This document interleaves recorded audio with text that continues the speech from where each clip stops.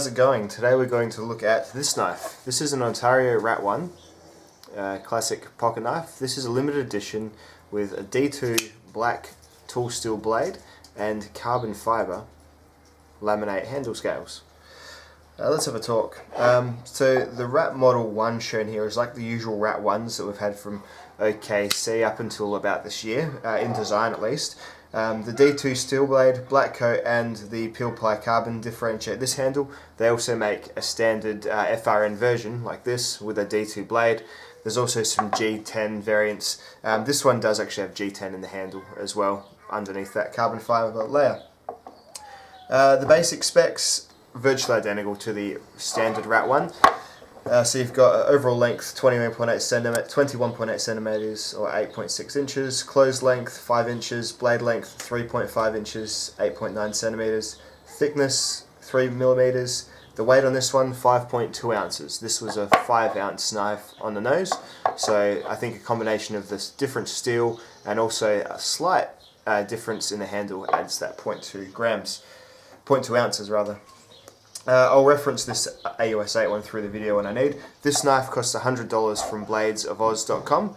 Blades of Oz also sell a D2 version like this, so D2 instead, but everything else the same except for a green colour handle here. They sell it for $65 or $64.95, so that's a really good deal. $100 for this one, yeah.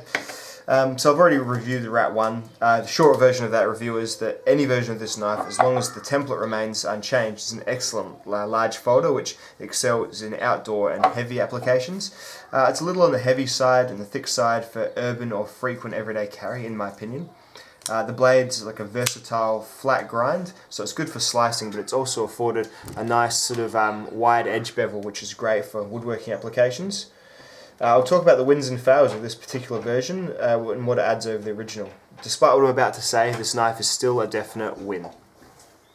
So the wins: D2 steel blade will hold an edge longer than the AUS8.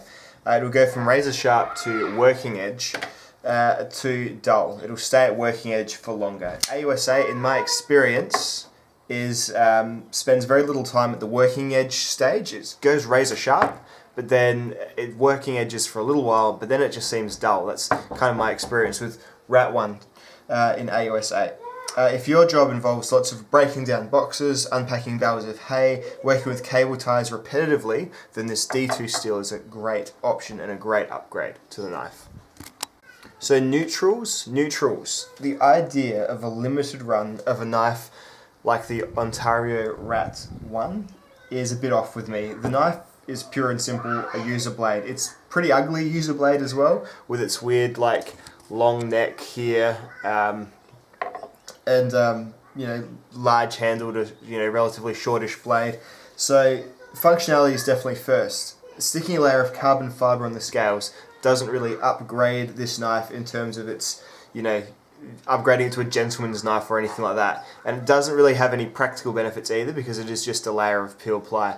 They've gone carbon fibre because that's kind of synonymous with the limited edition, but with a knife like this, probably not the best choice, and I'll go into why in the next part of the review. So in terms of fails, this carbon fibre handle just doesn't do it for me.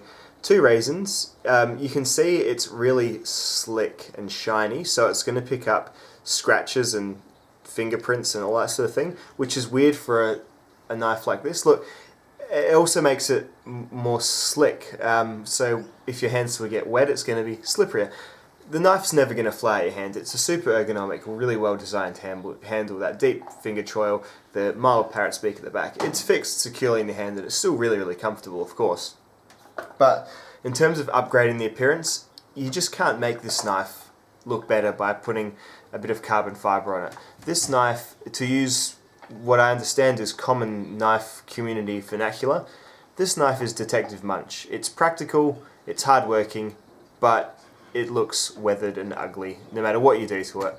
It's never going to be Detective Stabler, who is also practical and hardworking, but also dreamy as fuck. So it's never going to be Detective Stabler. Putting a layer of carbon fibre isn't going to make it into that. So it's probably something, if they wanted to make a special version of this, even just a different cool colour of G10, maybe some like if they don't mind the smoothness, maybe some like ribbed aluminium or something like that, or titanium even. A titanium version of this knife with like M4 steel, hollowed out liners would be awesome. That'd be like a super knife, because the design is really sound for being a hard-working outdoor blade. But it won't ever be Detective Stabler. Anyway, enough standard knife talk out the way. Any Rat 1 that you get is going to do you well. I would suggest saving about $40 and just getting the standard D2 Rat 1 from Blades of Oz at that very good price of $64. How far we have come. I remember rats of any sort, until the customs became a bit better in Australia, selling for easily $100, maybe even more for the basic AUS8 version. So to get a D2 version only a year or so after that, at $65-ish from Blades of Oz, very, very good deal indeed. I'll put a link in the description below if you're keen on picking up that knife. I gain nothing from that. I just think as a recommending or reviewing channel, should tell you where to get the best prices, and that's the best price in Australia that I can see you finding one. Thanks very much for watching, dudes. I will see you later.